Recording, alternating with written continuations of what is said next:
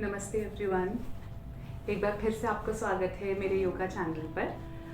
और आज की वीडियो में हम सीखेंगे how to sit in Vajrasana.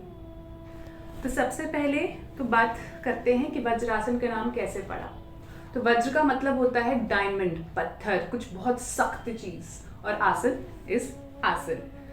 तो वज्रासन का मतलब होता है कि एकदम डायमंड की तरह, diamond is the strongest stone, strongest substance, diamond की तरह एकदम स्ट्रॉन्ग बन जाना। वज्रासन एक ऐसा आसन है जो कि सबको हर रोज करना चाहिए, हर इंसान को, बच्चे, बड़े, बूढ़े, लड़का, लड़की, एवरीवन शुड प्रैक्टिस दिस आसन एवरी डे। अब इसमें बात करते हैं कि इसके क्या क्या फायदे हैं। नाउ सबसे पहले तो सबसे बढ़िया इसका फायदा ये रहता है कि आपके एंकल्स, ठीक है, वो अच्छे से स्ट्रेच होते हैं, आपके घुटने स्ट्रॉन्ग बनते हैं, क्योंकि घुटनों के आसपास की जो मसल्स होती है, जो घुटने के जोड़ को ऐसे जोड़ कर रखती है, वो सपल रहती हैं, स्ट्रेच रहती हैं, वहाँ टेंशन स्टोर नहीं रहती अगर आप इसे रेगुलरली करते हैं। इसके साथ साथ ये आपके लोअर बैक का पेन भी रिलीज करता है, क्योंकि बहुत बार ऐसा होता है कि आप बहुत काम करके थक गए हैं, आपकी टांगे बहुत थक गई है, जिसकी वजह से इवेंचुअली पेन ट्रैवल करता है आपकी लोअर बैक पर।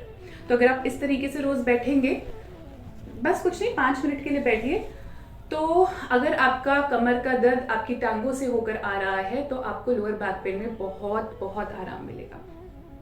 इसके अलावा खाना खाने के बाद आपने कोशिश करनी है कि 10 से 15 मिनट वज्रासन लगाकर जरूर बैठना है, क्योंकि ये डाइजेशन में हेल्प करता है। जब आप इस तरीके से टांगे मोड़ के बैठते हैं तो मेजरली ब्लड सर्कुलेशन जो है स्टमक एंड इंटेस्टाइन्स के पास यहाँ कॉन्सेंट्रेट होता है और आपको डाइजेशन में हेल्प करता है। बहुत बार मैंने देखा है कि लोग खाना खाते ही एकदम से वॉक करने लग जाते हैं, जो कि बहुत गलत है। तो अपने खाना खा के 15 मिनट वज्रासन में बैठना है और उसके बाद आप अपना चल फिर सकते हैं। आयुर्वेद में हम इसे बोलते हैं शतपावली। तो हर मील के 15-20 मिनट या फिर आधे घंटे बाद आप 100 स्टेप्स चलते हैं, just to keep the movement going. तो अगर आपने वॉक पे भी जाना है, चाहे वो लंच के बाद है या डिनर के बाद है, एकदम से मत जाइए। खाना खा के 15-20 मिनट आप इस तरह से वज्रासन में बैठिए और फिर अपनी वॉक आगे जारी कीजिए।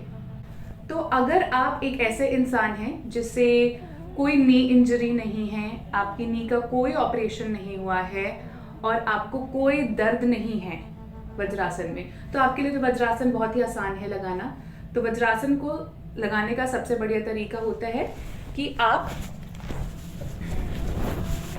पैरों को इस तरीके से रखते हैं, इकट्ठे लाते हैं, एंड देन आप अपने हिप्स लेके चले जाते हैं इस तरह से। तो होता क्या, आपका सारा बॉडी का वेट आपके एंकल्स पे जाता है, तो आपके एंकल स्ट्रेच होते हैं, आपके क्वाड्स यानी कि आपके थाइस के आगे वाला पार्ट, आपके क्वाड्रिसेप्स स्ट्रेच होते हैं। और सबसे बढ़िया बात वज्रासन की ये रहती है कि ये आपकी स्पाइन को ऑटोमेटिकली एक न्यूट्रल पोजीशन में ले आता है। तो अगर आपको हंच करने की, इस तरीके से कूब करने की बहुत गलत आदत है, तो जैसे ही आप वज्रासन लगाएंगे, the body will have a tendency to come into a neutral position automatically. तो ये भी बहुत अच्छी बात है वज्रासन की, कि आपके पोस्चर करेक्शन में आपको ऑटोमेटिकली हेल्प करता है। तो अगर आपका अभी अभी कोई फ्रैक्चर हुआ है, ऑब्वियसली आप इसे नहीं करेंगे।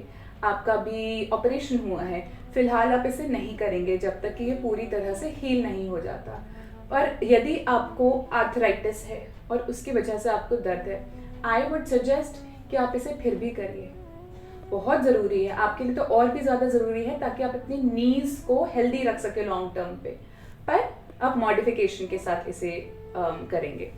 तो अगर आपको आर्थराइटिस का पेन है या फिर आपकी बॉडी स्टिफ है और बहुत टाइट है और आप वज्रासन में बैठ ही नहीं सकते, तो मैं आपको बताती हूँ आप किस तरीके से वज्रासन का प्रैक्टिस कर सकते हैं। तो मेरे पास इस वक्त यहाँ पे एक कुशन है और एक रोल है कपड़े का, तो आप एक टॉवल यूज कर सकते हैं, अपना कोई भी कपड़ा यूज कर सकते हैं। नाउ सबसे पहले वज्रासन लगाकर बैठेंगे और ये देखेंगे आपको पेन कहाँ आ रहा है।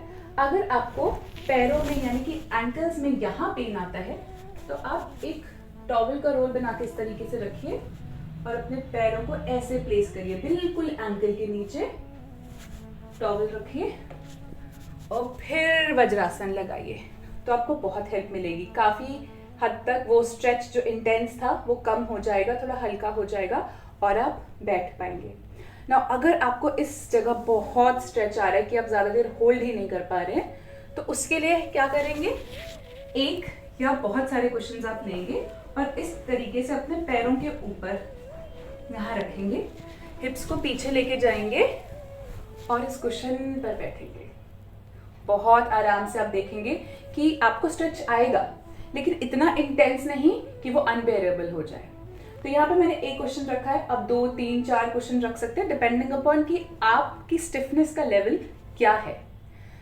अब ओवर द टाइम जब आप इसे हर रोज प्रैक्टिस करेंगे, जैसे कि मानिए कि आज आपने पहले दिन प्रैक्टिस किया, तो आपकी बॉडी इतनी टाइट है कि आपने नीचे रोल भी किया है टॉवल और ऊपर आपने कुशन भी रखा है और आप इस तरीके से बैठे हैं। यहाँ पे बैठ के थोड़े दिन ध्यान लगाइए, कोई मंत्र लगा लीजिए, कोई आप प्राणायाम कर सकते हैं। इस तरीके से ये साधना करने के लिए बहुत ही अच्छा आसन है, तो आप वो कर सकते हैं। से आज आपने 1 मिनट के लिए होल्ड किया, आप अपना गोल रखिए कि पूरे 1 हफ्ते आप कम से कम 1 मिनट का होल्ड करेंगे। फिर जैसे ही दूसरा हफ्ता शुरू होगा, आप या तो रोल निकाल दीजिए नीचे से या फिर एक कुशन कम कर दीजिए और फिर से वो आसन होल्ड करिए। तो आप देखेंगे, अरे हाँ, मैं तो आज ये बिना सपोर्ट के कर पा रहा हूँ। और ऐसे ही धीरे धीरे धीरे जैसे जैसे टाइम बीतता जाएगा, अब धीरे धीरे करके अपने सारे मॉडिफिकेशन जो है हटा दीजिए और इवेंचुअली वज्रासन में आके बैठ जाइए। तो ये था कि वज्रासन कैसे करें, किस किस को करना चाहिए, किस किस को अवॉइड करना चाहिए और कैसे मॉडिफिकेशंस आप ऐड कर सकते हैं ताकि आप इसे अपने हर रोज के जीवन में ला सके। आशा करती हूँ आपको ये वीडियो अच्छी लगी होगी। अगर आपको ये वीडियो हेल्पफुल लगी है तो प्लीज सब्सक्राइब बटन जरूर दबाइएगा, hit the like button as well, क्योंकि आप जब लाइक करते हैं मेरे वीडियो को तो मुझे पता लगता है कि आपको कंटेंट पसंद आ रहा है और मैं उस तरीके का हेल्पफुल कंटेंट और लाने की कोशिश करूंगी। यदि आपका कोई भी सजेशन है, कोई एडवाइस है, तो प्लीज़ नीचे लिखिए कमेंट सेक्शन में, मुझे बताइए कि किस तरह के वीडियोस आप और देखना चाहते हैं या किस तरह की प्रॉब्लम्स आप रोज़मर्रा के जीवन में एनकाउंटर करते हैं और मैं उससे रिलेटेड वीडियोस बनाने की पूरी कोशिश करूँगी। तब तक के लिए मैं आशा करती हूँ आप स्वस्थ रहेंगे, योग का अभ्यास करते रहेंगे और अगली वीडियो में हम फिर मिलेंगे। नमस्ते।